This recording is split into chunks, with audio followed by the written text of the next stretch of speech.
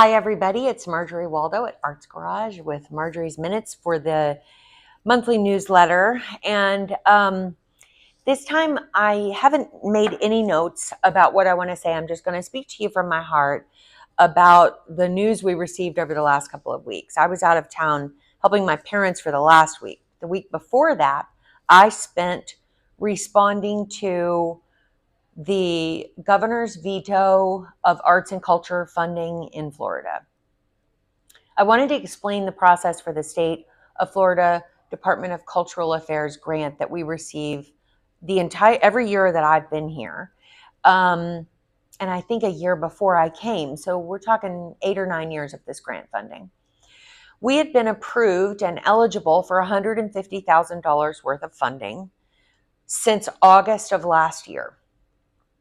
That's when we're evaluated and scored based on our grant application. We don't, not in the time I've been here have we ever gotten the full $150,000, because the next step is after the Department of Cultural Affairs makes its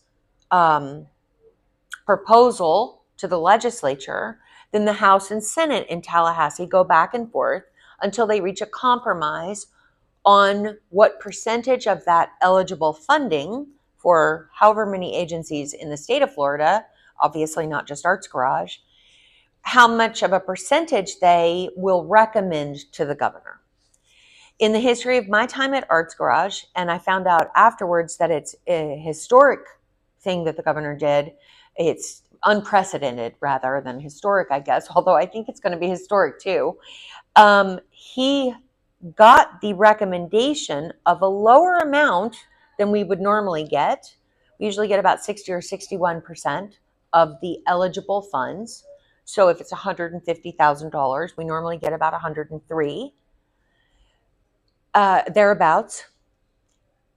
They lowered the percentage to the mid 40s. I don't remember the exact number. So the amount of dollars the legislature recommended to the governor to approve equaled $70,500 for Arts Garage. What the impact actually is $100,000, because our budget was based on an assumption, my assumption, that the history of this grant would produce similar funds as it had, especially in the last 2 years. So I budgeted for $100,000 for this grant. It would have been tricky, but not difficult to recover $30,000 if we'd gotten the $70,500. But when the governor vetoed the entire funding, it's a $100,000 hole in my budget. $70,500 real dollars, but $100,000 in the budget. If you have questions and I did a bad job explaining, you can give me a call or stop by and I'll try to do a better job.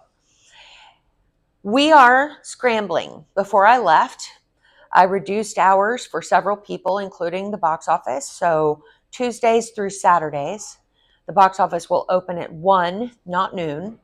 And if there is not a show, an open house or a Friday night or Saturday night show, it will close at 5 rather than 6. I reduced hours in marketing. I reduced, for example, the printing. We do all of our marketing in-house with an incredible team of 6 people. And even the printing of everything, except for a few items that are done professionally, they're all done here. So we made some cuts in that printing. So we will only update the program once a month instead of twice a month. And we will not provide one hard copy when you come to a show. There is a QR code on your table that allows you to scan and takes you to the website so you can scroll and see the upcoming shows. Please know that that cut alone will save about $8,000. So, not including staffing cuts. We cut in a bunch of places. We cut one of the shows from our theater season. We've done a lot of things. And we've recovered about $65,000 of the $100,000 I needed to make up. The remaining dollars need to come through fundraising. So we're in the middle of our Flat Stanley campaign.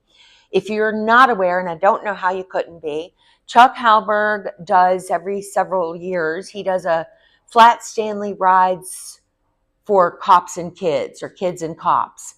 And he gets on his motorcycle with a couple of friends or his wife. This time Pam is not going. And he rides across the country. I mean, he's going to hit, I forget how many states between now and I think it's a 3-week trip. He left yesterday. He's raising money. I think we've raised about 5,000 so far through that, give or take, maybe 4,500. We're hoping to raise more before the campaign is over. He comes back and we have the results by the end of July. The campaign will be available. You can donate $5, you can donate $10, you can donate $1. Every dollar at this point, I always say it, and it's always true, but I can't tell you how hard it's hitting me right now that every dollar matters.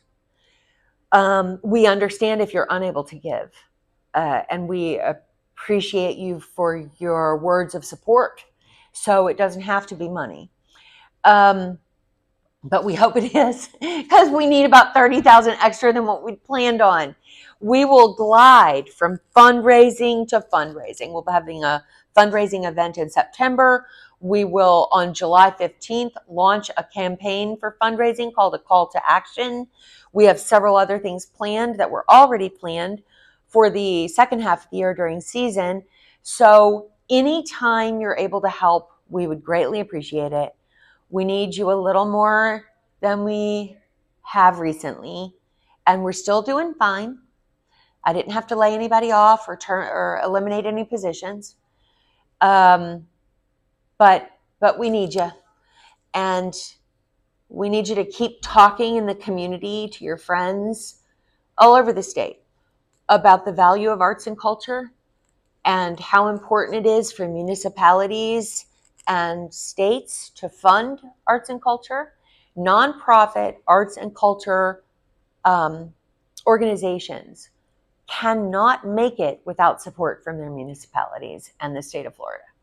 It would be very difficult to continue the programming that we do, the quality maybe, the quantity for sure, the access for people who cannot afford to buy a ticket, definitely. We give out about 1,000 tickets a year through our partnership program. We give additional tickets to underserved community organizations that we partner with. We make sure kids have access to what we produce on the stage that might not otherwise be able to come. Those things will all be impacted if we don't figure out a way to express how important arts and culture is in our communities. So anything you can do, we need your voice. We need a little bit from your wallet if you can spare any. And I hope you'll buy some tickets soon if you haven't already. We love you very much, and thanks for listening.